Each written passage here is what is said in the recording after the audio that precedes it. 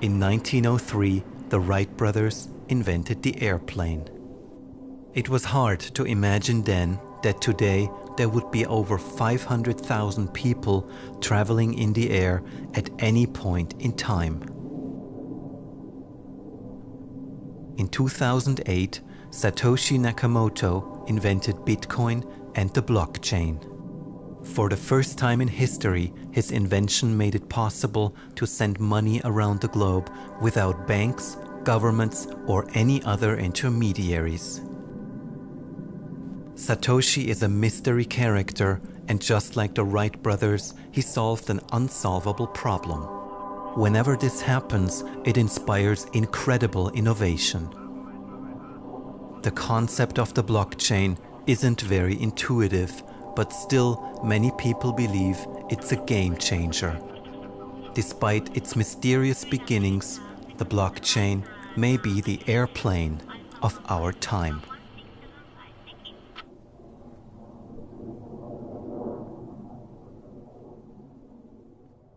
I found out about blockchain first, as most people around that time were, through Bitcoin. And personally, at first, I thought that Bitcoin was an absolutely terrible idea. I was teaching at Stanford back in 2010, and a teaching assistant for the class sent me an article. She said, oh, there's this really cool thing.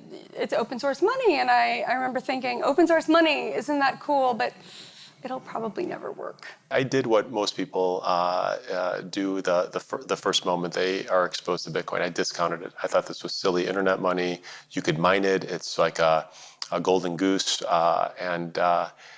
It took me about a year to really re-explore the technology. And so by 2012, I did what I tell most people to do today, is turn off your phone, lock your door, and study this technology for a day. It's the best advice I could give. I was on a sabbatical from work and decided I'd take a year off, live off some savings, figure out what I want to do. It was there that I discovered this little orange icon with a bee in the middle. I said, what is this strange thing? So I started looking, okay, Bitcoin, interesting. That was about 2012, 2013. And I haven't left the space since. I've just continued further and further down the blockchain rabbit hole, if you will. And I've been pleasantly surprised and had no reason to crawl my way back out and find another technology. There's a point at which it's almost like you can't stop. It just gets so interesting, and you're so fascinated by it, and you just want to learn more and more and more. And even, by the way, to this day, it's almost, there are new developments, there are new ways of solving problems, new approaches, and it's very exciting to be in this world. It feels really exciting to be involved in blockchain. Feels like we're at the forefront of something that has at least the potential to transform our interactions between each other, between corporations, the underlying infrastructure of both the private sector, but also of government. For me, part of the fascination is that we don't yet know exactly what this thing is, and yet there was still lots of people gathering around it. I thought of it as like, a space rock that crashed on Earth, right? You'd have a bunch of people that gather around, and they're all pointing, what is this thing? And you don't really know what it is, but it's still very interesting.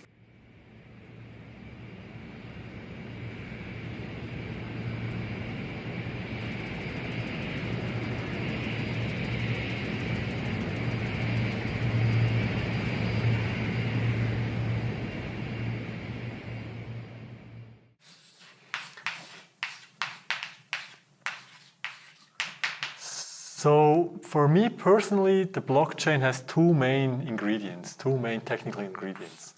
So one ingredient is cryptography. And when I say cryptography, I really mean asymmetric cryptography. And the other ingredient is so-called distributed systems. But these are the two main things. If you understand these two things, then basically you understand all the technical details of blockchain or Bitcoin, for that matter. You have the ability to create records that are indelible. You have the ability to transfer value by making updates to those records. And you have the ability to automate updates to the records through these things called smart contracts. And that means potentially that you could transform the structure of financial services. Today, there are all sorts of institutions that exist to maintain sets of records, to be a trusted third party is the industry parlance for it. And that role is potentially fundamentally reshaped. Blockchains are networks. And networks that we see today, Alibaba, Airbnb, Uber, those are interesting networks, but they're centralized networks. Here, you're going to have networks that are decentralized, that are working more on as a cooperative. I think some of the challenges will be what are the economics of those networks, what are the economics of certain blockchains versus today's discussion, which is all about the technology. I think tomorrow's discussion will be about how do you build network effects off of these new railroads. And what's especially interesting for me is that it was a grassroots movement from the technology sector, not sort of the movement of established businesses trying to get in to find a new selling point. It's really a bottom-up movement from us geeks. It's one of the most amazing things in science that happened in the last 100 years, that this thing is actually possible, that you can digitally sign transactions or other kinds of information so that you can prove to people that you actually signed this. It's much more secure than these, curvy, wriggly signatures we usually use in our everyday life. And it probably will replace those things soon enough.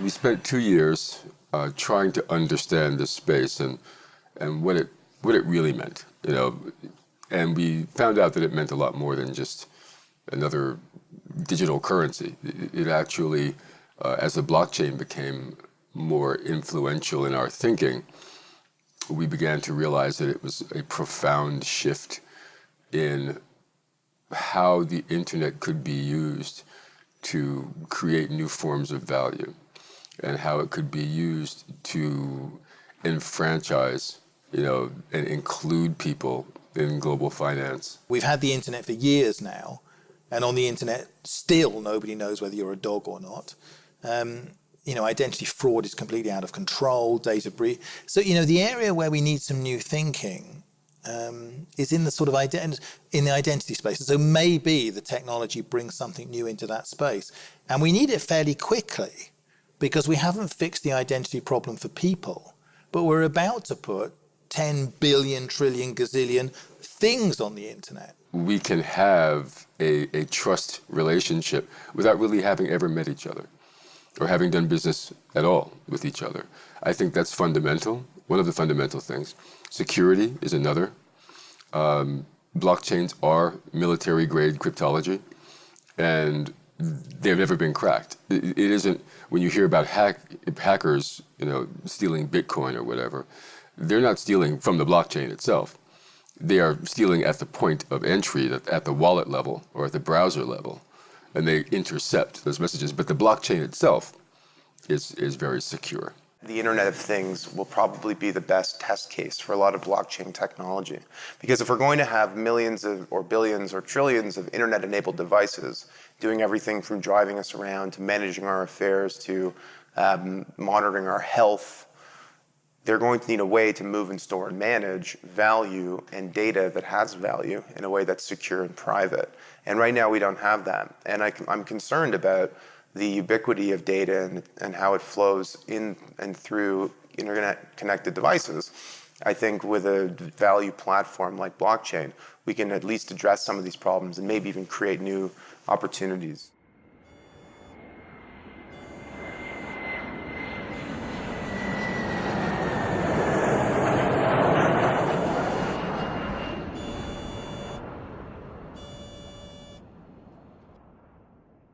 cannot sit in our office and study and whatever. Of course, we do that as well, but we need to go out. We need to participate in this whole blockchain community. And honestly, what is very new to me, especially the younger person in my team, how enthusiastic they are about that. So if there is a hackathon, for example, organized, whatever, they never come to me and say, "Jan, can I go there? Can I get some money for that?" They just go. You know, they're just so interested. They just go and participate and share what they learned, and we have further discussion. And I believe this is really a new way also for us how we deal with this kind of new technology. We are really in the middle of it. Nobody tells us what to do. It's really we together shaping, let's say, what the ambition, what we stand for in the end for blockchain. We need to be much more technological. We need to have an awareness of how something is programmed in order also to check if the programming is correctly or not. So these might be a kind of capabilities that at the moment we have, but not in the way that it's needed for the future. So I think in the future you always need to have a kind of IT or technological link to the things in order to understand them. Otherwise you always need your IT guy sitting next to you, helping you in the understanding of the problem. This is not something that's going to impact one or two industries. It's going to affect every industry in the same way that the internal combustion engine affected almost every industry, the same way the internet affected almost every industry, the way the steam engine created new industries. So this is one of those big generational technology shifts that will require a concerted and focused response. Otherwise, you'll miss the boat. And I think we are all also in the financial service industry trying to recognize that we don't have to be defensive of that, but we rather have to embrace not just this technology, but this enabler that it brings us to actually access a vastly underutilized or undiscovered market that we have to really do business with on an eye-to-eye level. We talk to all sorts of senior executives in financial services, and often we talk to them and they'd say, well, we've looked at Bitcoin, we've had smart people come in and explain to us how the blockchain works, but I still just really don't understand what it means for my business. And I think that makes sense in a way, because if you think about an iPhone, for example, what's really important when a new iPhone comes out? Is it that there's some new chipset, or they have some new way of compressing frequencies? I'm not an engineer. I don't know how any of that works. What matters to people is what they can do with the technology. Of course, success is in no way guaranteed. One day we may look back on this and say, "Oh, wasn't that great?" But if you ask me, I think there's undoubtedly a huge amount of progress that has already been made, and there's something here. I find it hard to believe that I'm going to look back in 10 or 20 years and say, "Oh, none of this ended up happening," because we're really seeing a new way of transacting value on the internet.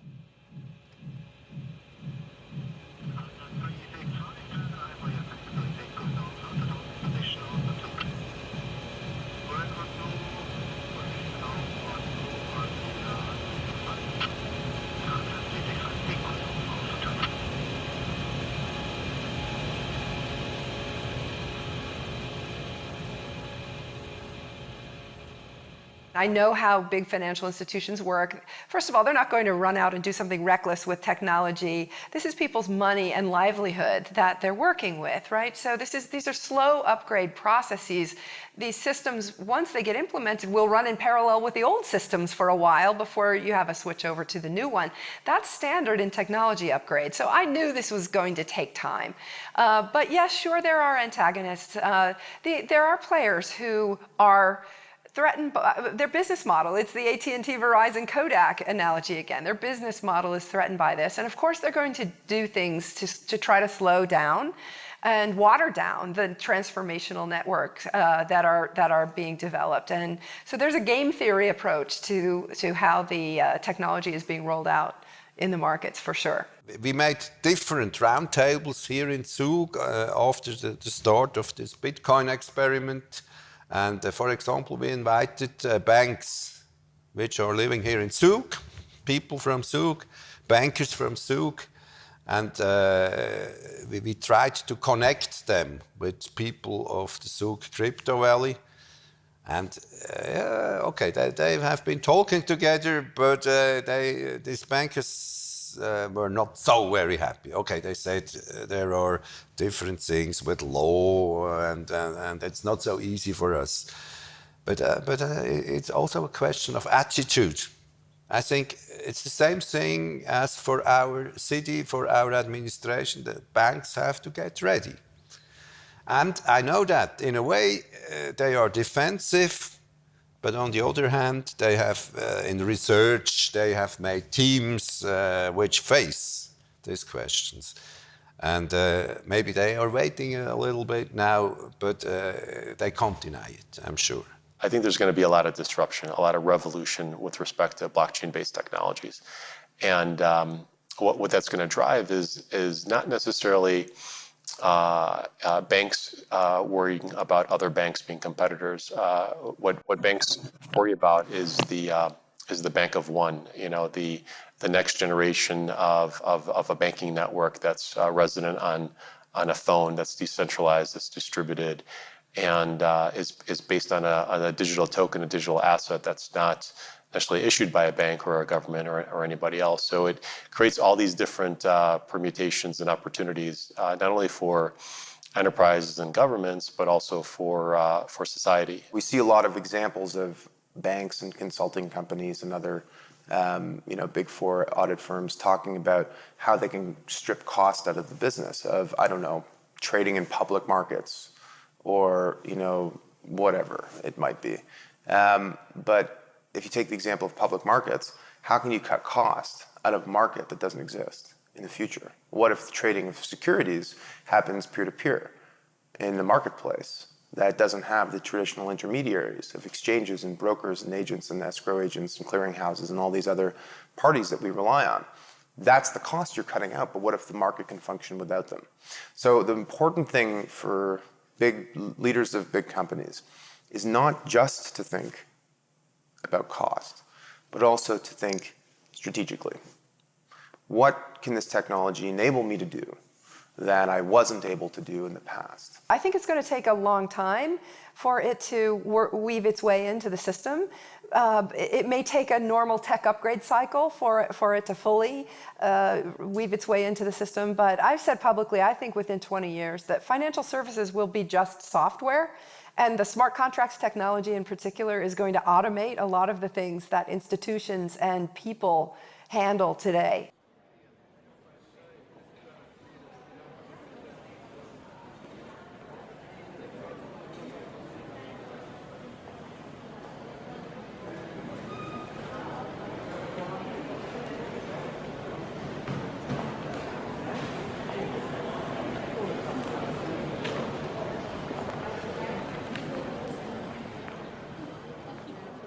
74% of the world's population, according to the World Bank, does not have access to basic financial services. In my home country, in the United States of America, which is one of the most wealthiest countries in the world, about 50% of the population does not have access to basic financial services, including bank accounts. There's a huge amount of people around the world that don't get to experience and be a part of the global economy because they don't have access to the financial system for a variety of reasons. I do think this technology will lift a lot of people out of poverty, but will also be an inclusive technology that allows more people to engage in global commerce. You know, I don't like to think that we're creating so much prosperity for the less than 1%. I like to think of purpose-led businesses. And by the way, that's the trick, I think, for large corporations, is to understand that the cost efficiencies of embracing this new technology will potentially widen their accessible markets at a cost that's reasonable. And that in itself will create prosperity in different areas. Something that I think we should think about. Pretty soon, when smartphones can be had for less than $5 each, which is right around the corner, nearly every person living in poverty on Earth will have access to a smartphone and be connected to a network. That is game-changing in and of itself. When you have digital wallets on these phones and you have the ability to trade assets, we're going to answer that question, what happens when everybody has money? Because capitalism itself has thrived in some areas by the natural exclusion of others from markets. It actually uses that scarcity principle as its driving basis. So what happens when money is not scarce? We will look at people and say, okay, what is the things that I cannot do and that we can, join forces. Much more than today, where we look at people and say, okay, how big is your car and how much money do you have on your bank account? So I believe that the future will be even more human or humane, human, than the last 100 years that we've seen.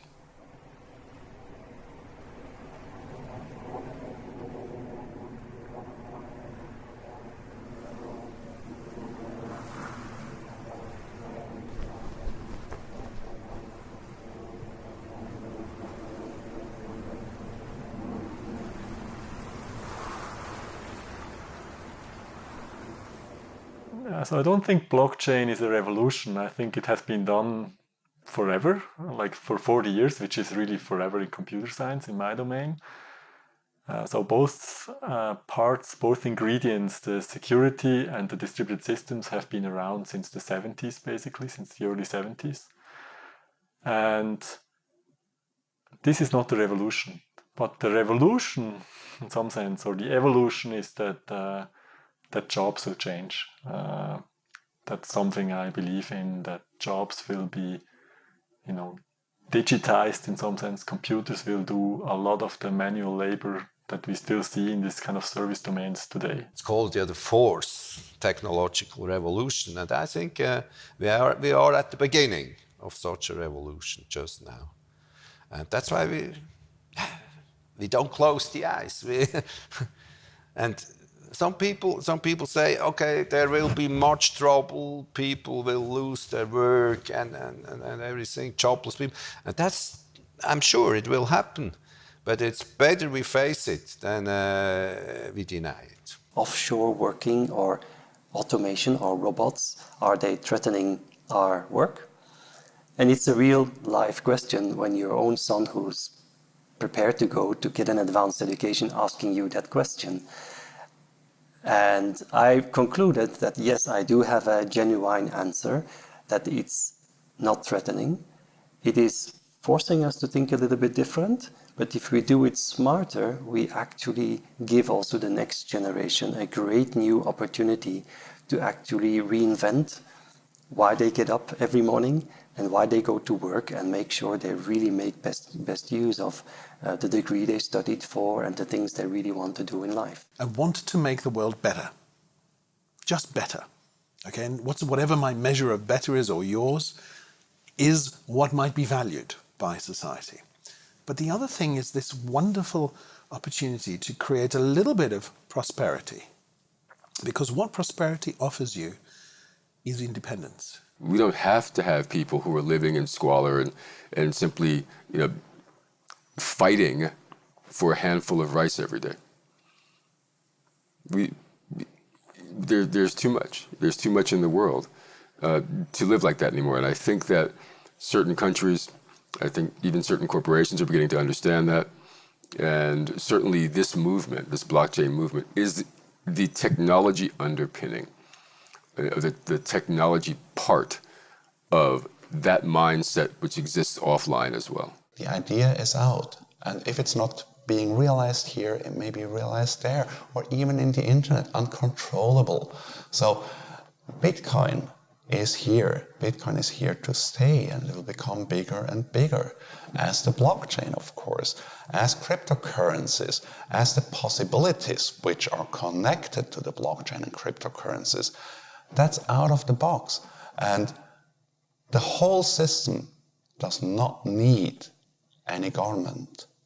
It exists, it works. It's like a computer network surrounding the world.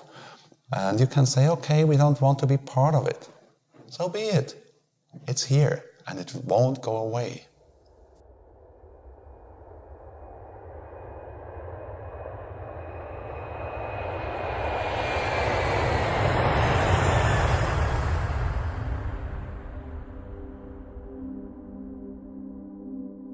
I feel like this is a generational opportunity for entrepreneurs and investors. And I quite frankly have not seen something as exciting in my entire investment career. Let's try to build a new system that has better trade-offs, that has better features, that has less downsides. And let's make it work. Now the pendulum's going to swing back. And what that's going to do is, frankly, make confidence in capital markets higher. Blockchain has enormous potential implications outside of financial services. And we might even actually see the full-scale implementation of some of those more real-world applications leapfrog financial services. This invention, when it came up in the 70s, this is really one of the totally groundbreaking ideas, right? It will change society for sure in many domains. It already has changed society in the sense that the internet is in some sense a secure place that you can, make transactions on the internet. The potential for creating trust, or even permissionless trust, within the internet, that's something that we haven't had before. And so its impact on society, on business, on government, could be profound. Blockchain is, to be fair, nearly 10 years old. But I think it's got another 10 years to run before we really see what its long-term impact is. I think it's going to be a long, much more steady journey that we go down. And you're going to see multiple technologies inspired by this thing. Blockchain technology is not the solution to all the problems under the sun.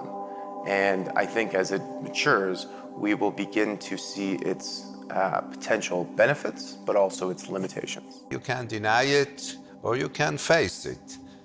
And we always said we have to face it because these things are coming up if we want or not. I've really seen very long-standing partners when they saw the whole opportunity really to change, to say, hey, I don't understand everything, but I understand there is something behind, so we need really to go forward. That's really great. People often say that necessity is the mother of invention, but I like to say that necessity is also the mother of adoption. Because if there's a real use case that people need a technology for, well, they'll start using it. I started with Commodore, we had Atari, we had Apple. At some point in time, Windows came, and everybody just started to use Windows without asking what is the code behind it?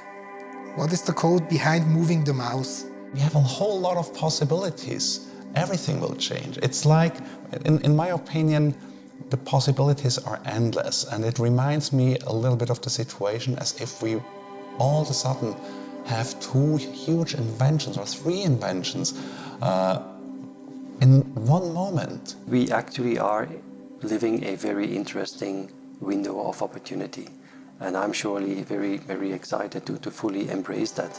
And even one little step can be a great step for mankind. And I think that we are exiting the industrial age and that we are entering an age that we still have to name. Where that will take us, I think, is very hard to tell at this point, but my suspicion is it means a sort of resurgence of the notion of community. It absolutely feels like a whole new paradigm for changing the world. Yeah, we're at a crossroads. We're at a crossroads here. We have the wherewithal now to create technology that would actually help the entire human race. The question is, will we do it? But we can do it now. There's so much innovation that blockchain technology has spurred all throughout the world, and I have absolutely no doubt in my mind that this technology is going to affect everybody. I would say in 10, 20 years time frame, there won't be a human being whose life is not impacted by this technology.